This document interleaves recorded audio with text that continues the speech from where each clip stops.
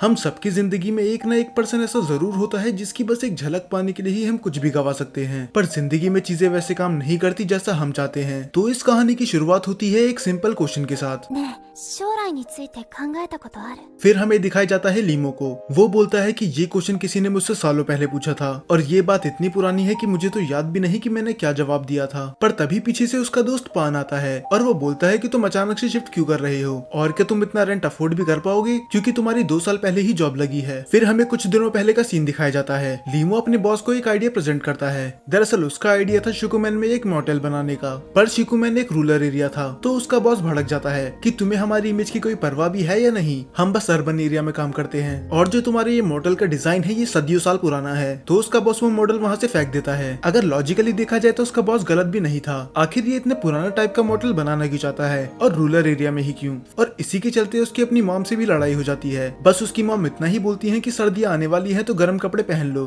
पर वो इस चीज को लेके इतना फ्रस्ट्रेटेड था वो घर छोड़ के चली जाता है और अब उसे रियलाइज हो रहा है कि उसने गुस्से में बहुत कुछ बोल दिया, पर अब वो पीछे नहीं मुड़ सकता। तो अब ना वो अपने पेरेंट्स के पास जा सकता है और वो अपनी जॉब से भी हाथ धो बैठा है। पर तभी पान खिड़की के बाहर देखता है और बोलता है कि व्यू तो बहुत अच्छा है। पर तभी उसकी नजर पड़ती है शिकुमेन पे। दरअसल शिकुमेन वो जगह थी जहाँ पर ये बचपन में रहा करते थे। तो वो जैसे ही खिड़की खोलता है आसपास के पेपर उड़ने लग जाते हैं। पर तभी उसकी नजर पड़ती है एक कैसेट पे और जब वो उस कैसेट को साफ करके देखता है उसकी आंखें फटी की फटी रह जाती है, क्योंकि इस पे लिखा था अ लिटिल रेन देन सन, क्योंकि उसके हिसाब से ये कैसेट तो यहाँ पर होनी ही नहीं चाहिए थी। पर तभी पान उस कैसेट को देख के बोलता है, क्या तुमने जायू के कैसेट अभी भी संभाल के रखी है? फिर पान बोलता है कि तुम्हारा मतलब क्या है? फिर पान बताता है कि उस टाइम तुम पढ़ाई में पूरा डूब चुके थे और किसी से भी बात नहीं कर रहे थे, तब जायू ने ये कैसेट मुझे दी थी और मैंने तुम्हारी मॉम को। क्या तुमने ये अभी तक सुनी नहीं? लीमो की तो मानो पूरी दुनिया ही रुक गई थी। वो पान से पूछता है क्या तुम्हारे पास कैसेट प्लेयर है? पर पान साफ मना कर देता है कि हम 2008 में हैं, अब वो कोई यूज नहीं करता। उसे समझ नहीं आ रहा था वो क्या करे।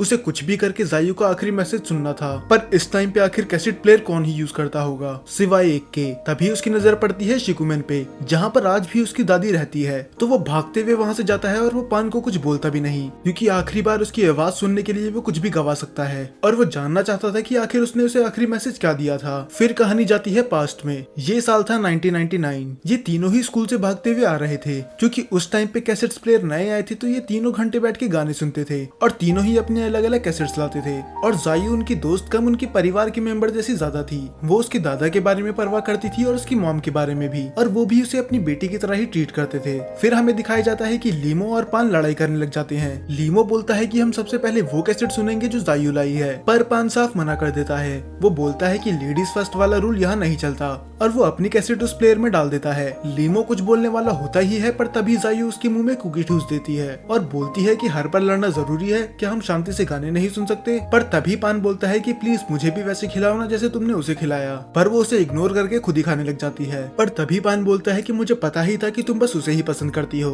और ये सुन के तो उसके गले में ही कुकी अटक जाती है। लीमो शर्मा के बोलता है कि ये फालतू की बातें करना बंद करो, और ऐसा रिएक्शन देखने के बाद पान वही करता है जो हर एक दोस्त करेगा। वो चिल्ला चिल्ला के पूरे मोहल्ले को बताने लग जाता है कि ये दोनों एक दूसरे को पसंद करते हैं, और जायू तो ब्लश कर रही थी। पर तभी वो देखती है कि पान की सीडी खराब हो चुकी है। फिर लीमो बोलता है कि ये तुम्हारी पनिशमेंट है, पर तभी जायू अपनी कैसेट यूज करती है और बोलती है कि लड़ना बंद करो और शांति से म्यूजिक सुनो। अब ये तीनों ही आराम से म्यूजिक सुन रहे होते हैं। जायू पान की कैसेट सही कर रही होती है और लीमो छुप छुप कर उसे ड्रॉ कर रहा होता है, और पान उसको तो बस अपने खाने से ही मतलब था। इनकी लाइफ में कोई भी दुख और कोई भी प्रॉब्लम नहीं थी अभी तक तो। इसके बाद शाम को जायू घर जाने लग जाती है, पर लीमो के ग्रैंडपा बोलते हैं कि तुम खाना खाने के लिए नहीं रुक रही, पर वो मना कर देती है क्योंकि उसे कल के टेस्ट के लिए प्रैक्टिस करनी थी। जायू हर चीज में परफेक्ट थी, तभी उसका परिवार भी उसे अलग नहीं समझता था। फिर लीमो के दादा लीमो को टीज करते हुए बोलते हैं तुम्हें उसे घर छोड़ना चाहिए, पर वो उन पे गुस्सा करते हुए बोलता है कि आप भी बिल्कुल पान की तरह बातें कर रहे हैं। और तभी अचानक से किसी के गिरने की आवाज आती है। जायू गिर चुकी थी और उसके पैर में मोच आ चुकी थी, तो लीमो उसे अपने कंधे पे बिठाते हुए उसके घर छोड़ के आता है। आधे रास्ते में वो बोलती है कि तुम मुझे अब नीचे छोड़ दो, मैं अब यहाँ से चली जाऊंगी। पर लीमो उसका मजाक उड़ाते हुए बोलता है कि मैंने कुछ देर पहले कोशिश करी थी, पर तुम बच्चों की तरह रोने लगी थी। फिर वो उसके गाल खींचते हुए बोलती है कि ज्यादा मुंह मत चलाओ, मैं ये तुम्हारे लिए ही बोल रही हूँ। पर तब वो उसे बोलता है कि अब बचपना बंद करो, क्योंकि अगर तुम ऐसे ही करती रही तो हम दोनों ही गिर जाएंगे और तुम्हें और चोट लग जाएगी, तो मुझे कस के पकड़ लो। और वो एक ब्लश के साथ उसे टाइट से पकड़ लेती है। फिर लीमो बोलता है कि तुम्हारे पैर में कुछ ज्यादा ही चोट आ चुकी है, तो मुझे नहीं लगता कि तुम कल स्कूल आ पाओगी। फिर जायू उसे एक कैसेट देती है कि तुम सारे लेक्चर्स इसमें रिकॉर्ड कर लेना और बीच बीच में कुछ फनी चीज भी बोलते रहना कि मैं बोर ना हूँ। और अगले दिन वो वैसा ही करता है। वो उसकी मॉम के हाथ में वो कैसेट भिजवा देता है और वो लेक्चर से ज्यादा आराम से उसकी आवाज सुन रही थी। इसमें कोई शक नहीं था कि वो उसे पसंद करती है। वो सुनती है कि कैसे उसे टीचर ने पकड़ लिया था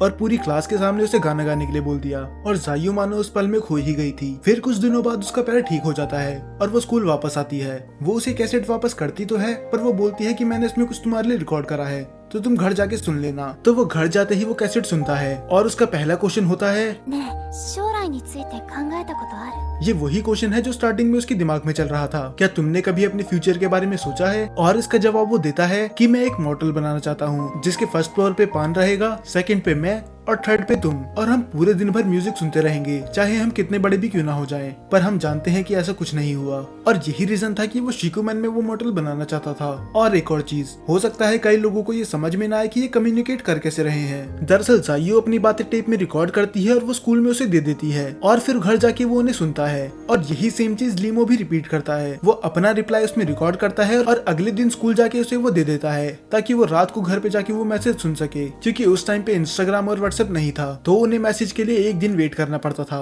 और इसके बाद ये ऐसे ही बात करा करते थे। इससे फर्क नहीं पड़ता कि वो बात क्या है, वो कुछ भी बातें किया करते थे कि जैसे तुम्हारा फेवरेट कलर क्या है या फिर फेवरेट फ्लावर। पर एक दिन वो उसे ऐसा मैसेज भेजती है जिसकी उम्मीद उसने कभी नहीं करी थी। वो बोलती है कि वो यांगपो हाई स्कूल के एडमिशन के लिए एंट्रेंस एग्जाम दे रही है। फिर अगले दिन हमें दिखाया जाता है कि पान भी उस पर गुस्सा होता है। वो बोलता है कि तुम हमारे साथ स्कूल नहीं पढ़ोगी और ये चीज तुमने हमें अब तक नहीं बताई। और वो बोलता है कि ये सब छोड़ो, पर तुम उधर जाओगी कैसे, तुम्हें पता है ना कि वो स्कूल कितना दूर है। तब वो बताती है कि वो बस स्कूल ही नहीं अपना एड्रेस भी चेंज कर देगी ताकि उसे स्कूल जाने में आसानी हो। वो बोलती है कि मेरे फादर मुझे फोर्स कर रहे हैं वहाँ पर एडमिशन लेने के लिए। पान बोलता है कि तुम साफ मना भी कर सकती हो, पर यही सबसे बड़ी बात थी, वो मना ही नहीं कर सकती। दरअसल उसके फादर बहुत ज्यादा अब्यूजिव थे, यहाँ तक कि वो उस पर हाथ उठाने से पहले भी 2 बार नहीं सोचते थे, तो मना करने का तो सवाल उठता ही नहीं। तभी लीमो अपनी चुप्पी तोड़ते हुए बोलता है कि आखिर तुम्हारा डिसीजन क्या है। उसकी आंखों में आंसू होते हैं। वो बोलती है कि मैं नहीं जाना चाहती, पर मेरे फादर कभी नहीं सुनेंगे। और ये सुन के वो उस पे चिल्लाते हुए बोलता है तो जो करना है करो, मुझे फर्क नहीं पड़ता। और उसे सुनाने के बाद वो वहाँ से चली जाता है जैसे ये सब उसी की गलती हो। फिर हमें रात का सीन दिखाया जाता है। वो अपने पेरेंट्स के साथ खाना खा रहा था और वो कभी इतना सीरियस रहता नहीं है। तभी वो बोलता है कि मुझे यांगपो हाई स्कूल में एडमिशन लेना है, और ये सुन के तो उसके परिवार को यकीन होता ही नहीं। वो बोलते हैं कि उधर जाना बहुत ही ज्यादा मुश्किल है और तुम जायू की तरह स्मार्ट भी नहीं हो कि ये आसानी से कर लो। पर लीमो ने यकीन दिलाता है कि वो इस बार सीरियस है और उसके फादर भी उसे एक चांस दे ही देते हैं। और वो बोलते हैं कि वैसे भी ये जगह डिमोलिश होने वाली है, तो अगर तुम्हारा एडमिशन वहाँ हो जाता है तो हम भी यांगपो शिफ्ट कर जाएंगे। और अब उसने डिसीजन ले ही लिया था कि वो कुछ भी करके उस स्कूल में एडमिशन लेके ही रहेगा। वो अगले दिन स्कूल जाके जायू को वो कैसेट वापस कर देता है और बोलता है कि मैंने इसमें कोई भी मैसेज रिकॉर्ड नहीं करा है और बेस्ट ऑफ लक तुम्हारे एग्जाम के लिए। वो उससे सीधे मुंह बात भी नहीं कर रहा था, जैसे कि वो ये सब कुछ जानबूझ के कर रही हो। और जैसे ही वो जा रहा होता है वो उससे रोक के पूछती है कि आखिर तुम कौन से स्कूल के लिए अप्लाई कर रहे हो। और वो बिना पीछे मुड़े हुए बोलता है कि मैं उस स्कूल के लिए अप्लाई करूंगा जो मेरे घर से पास पड़े। दरअसल ये झूठ बोलता है। वो उसे नहीं बताना चाहता था कि वो भी यांगपो जाना चाहता है। और ये सुन के जायू को बहुत ज्यादा बुरा लगा था, क्योंकि अंदर से वो चाहती थी कि ये भी उसी स्कूल में जाए, पर वो उससे कुछ कह भी नहीं सकती थी क्योंकि वो तो उससे सीधी मुंह बात करने के लिए तैयार ही नहीं था। फिर जैसा लीमो ने प्रॉमिस करा था वो वैसा ही करता है। वो जी जान लगा के बहुत ज्यादा पढ़ाई करता है, यहाँ तक कि उसने अपने दोस्तों से मिलना भी बंद कर दिया था सिवाय पान के। और ये बात बस पान को ही पता थी कि वो यांगपो स्कूल के लिए टेस्ट दे रहा है। तो वो बोलता है कि तुम ये बात जायू को क्यों नहीं बता रहे, वो भी डिजर्व करती है ये बात जानना। पर लीमो साफ मना कर देता है कि मैं पढ़ाई में उतना अच्छा नहीं हूँ, तो अगर मैं फेल हो गया तो मैं अपनी बेइज्जती कराना नहीं चाहता। मैं उसे तभी बताऊंगा जब मेरा सिलेक्शन हो जाएगा। और मानो ना मानो ये इसकी सबसे बड़ी गलती थी। और दूसरी तरफ जायू परेशान थी। फिर एक दिन जब वो पढ़ाई कर रहा होता है उसकी मॉम उसके रूम में आती है और वो बोलती है कि पान ने मुझे एक कैसेट दी है। ये वही कैसेट है जो उसे मूवी के स्टार्ट में मिली थी। पर वो पढ़ाई में इतना बिजी होता है वो अपनी मॉम से बोल देता है कि वो उसे बॉक्स में रख दो, मैं उसे बाद में सुन लूंगा। अब फाइनली रिजल्ट का दिन आ चुका था और वो ये न्यूज सबसे पहले जायू को देना चाहता था। वो भागते हुए उसके घर पे जाता है और नॉक करता है। वो उसे बताना चाहता था कि वो पास हो चुका है और अब वो साथ में स्कूल जा सकते हैं, पर उसके घर से कोई जवाब नहीं देता। पर बगल वाले घर से एक औरत आके बताती है कि तुम क्यों चिल्ला रहे हो, क्या तुम्हें पता नहीं कि कल रात को क्या हुआ था। लीमो कंफ्यूज होता है। फिर वो बताती है कि जायू एग्जाम में फेल हो चुकी है और इस बेचारी को उसके बाप ने इतना मारा कि आज वो हॉस्पिटल में है। उसे इतनी बुरी तरह मारा गया कि पुलिस को भी आना पड़ा था। और ये सुन के उसकी पूरी दुनिया ही हिल चुकी थी। अब कुछ समय बीत जाता है और वो अभी तक जायू से नहीं मिला था। और फाइनली अब टाइम टाइम आ चुका था कि वो ये जगह छोड़ के जाने वाला था, पर जायू अभी भी आसपास नहीं थी। वो सोचता है कि जिसके लिए उसने इतना सब कुछ करा अब वही उसके साथ नहीं है। पर जब वो जा रहा होता है वो देखता है जायू को, जो उसे गुड बाय कर रही होती है। कुछ ही पल के लिए ही, पर वो खुश था कि उसे जायू की एक झलक तो देखने के लिए मिली। अब इस बात को 2 साल बीत चुके थे और वो गर्मियों की छुट्टियों में वापस आया था और उसको वेलकम करने के लिए जायू भी वहीं पर थी। पर अब इनकी दोस्ती में वो बात नहीं रही थी। वो अब पहले की तरह खुल के बात नहीं कर सकते थे। पहले वो किसी टॉपिक को भी लेकर घंटों बात कर सकते थे, पर अब बात क्या करनी है उन्हें यही नहीं पता। पर जायू बात करने का ट्राई करती है। वो बोलती है क्या तुमने अब टेप सुनना बंद कर दिया? वो इनडायरेक्टली उस टेप के बारे में पूछना चाहती थी जो उसने उसे भेजी थी। फिर वो हंसते हुए बोलती है कि तुमने वो टेप सुनी तो थी ना, वो बहुत ही ज्यादा एम्बेरेसिंग थी, तुमने तो अभी उसे फेंक भी दिया होगा। और लीमो कंफ्यूज होता है कि आखिर किस टेप की बात कर रही है, क्योंकि वो टेप अभी तक इसने सुनी ही नहीं। और हम जायू की आंखों में दर्द देख सकते हैं और वो बात काट के बोलती है नहीं, मैं तो बस ऐसे ही बोल रही थी। इसके बाद शाम को वो उसे घर छोड़ने जाता है, पर जायू बोलती है कि अब मैं यहाँ से घर जा सकती हूँ, मैं यहाँ पर बचपन से हूँ तो मुझे रास्ता याद है। और वो बिना किसी बहस के मान भी जाता है। एक पल ऐसा था जब जायू के लाख मना करने के बाद भी वो उसे कंधे पे घर छोड़कर आया था, और आज उसके एक बार मना करने से ही वो मान गया। पर अब जायू से नहीं रहा जाता, तो वो डायरेक्ट उसे वो सवाल पूछ लेती है। वो उससे बोलती है कि यह सच था,